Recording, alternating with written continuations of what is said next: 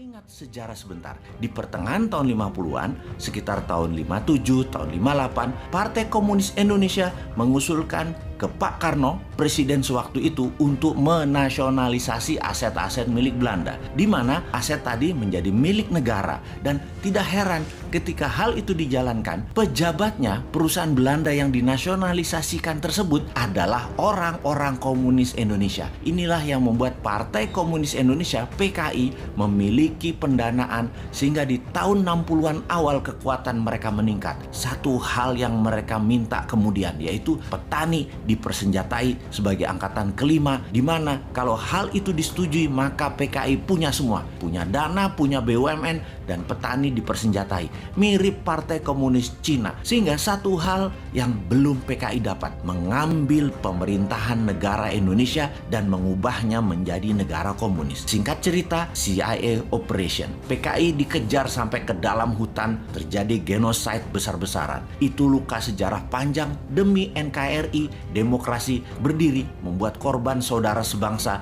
yang berideologi komunis musnah.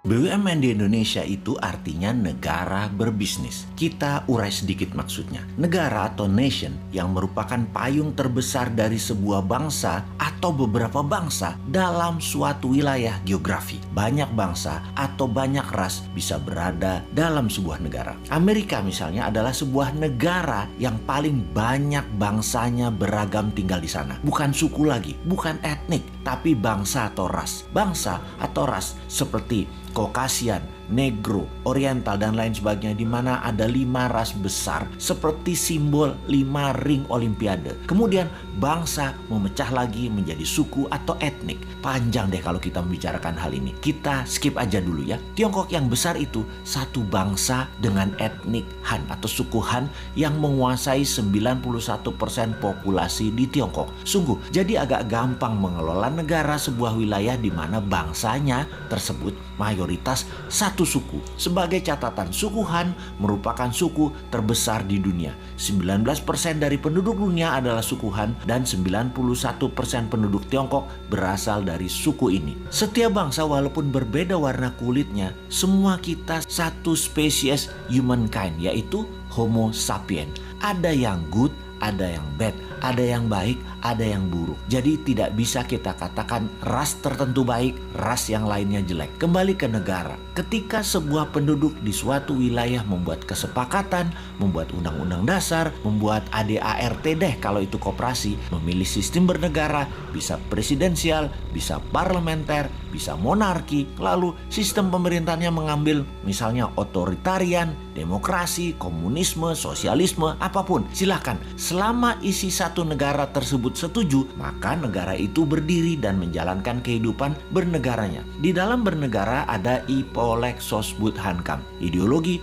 politik, ekonomi, sosial, budaya, pertahanan, dan keamanan. Itu pun dipecah lagi di setiap bagian, punya sistem berbeda lagi di setiap negara satu dengan negara lainnya.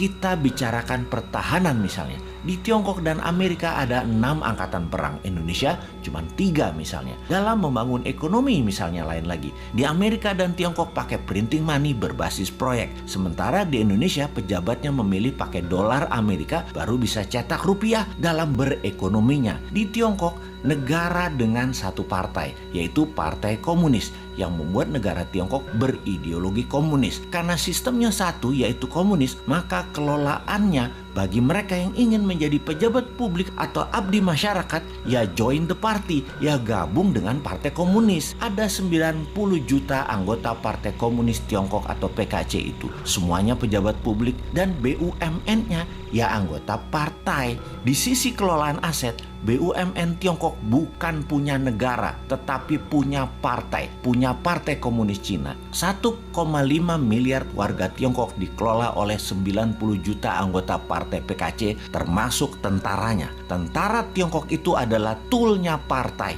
Di Amerika di sisi lain memiliki banyak partai politik, namun dalam 100 tahun belakangan hanya dua partai besar, yaitu Partai Demokrat dan Partai Republik. Partai Demokrat berciri heavy on government atau semua sektor pemerintahan yang atur. Di Partai Republik heavy on private, apa-apa swasta kalau Partai Republik berkuasa. Jadi di Amerika tidak ada BUMN. Negara tidak berbisnis di Amerika. Amerika tuh negara swasta. Demokrat menang, banyak proyek pemerintah yang digarap tetap swasta. Di zaman Republik berkuasa, program pemerintah kecil namun swasta yang garap semua proyeknya. Kalau Tiongkok, negara partai komunis. Kalau Amerika, negara swasta. Kita ke Indonesia sekarang, negara yang sejak reformasi masih mencari bentuk. Dulu sangat presidensial. Parlemen terkenal dengan perkataan setuju, manut pemerintah. Sekarang dalam 15 tahunan terakhir, parlemen DPR balas dendam, mengendalikan pemerintahan kebanyakan. Jadi bentuknya sekarang lebih ke arah parlementer. Partai politik dan politik menjadi di segala lini, membuat Indonesia menjadi negara politik. Mau kaya di Tiongkok, join partai komunis. Mau kaya di Amerika, di swasta, plus berbisnis dengan politikus. Mau kaya di Indonesia, berpolitik bersama partai politik, mainkan anggaran pemerintah dan kebijakan pemerintah. Gitu doang. Jadi mulai lihat bedanya. Mengingat sejarah sebentar, di pertengahan tahun 50-an, sekitar tahun 57, tahun 58, Partai Komunis Indonesia mengusulkan ke Pak Karno, presiden sewaktu itu, untuk menasionalisasi aset-aset milik Belanda, di mana aset tadi menjadi milik negara. Dan tidak heran ketika hal itu dijalankan, pejabatnya perusahaan Belanda yang dinasionalisasikan tersebut adalah orang-orang komunis Indonesia. Inilah yang membuat Partai Komunis Indonesia PKI memiliki pendanaan sehingga di tahun 60-an awal kekuatan mereka meningkat. Satu hal yang mereka minta kemudian yaitu petani dipersenjatai sebagai angkatan kelima, di mana kalau hal itu disetujui maka PKI punya semua, punya dana, punya BUMN, dan petani dipersenjatai. Mirip Partai Komunis Cina. Sehingga satu hal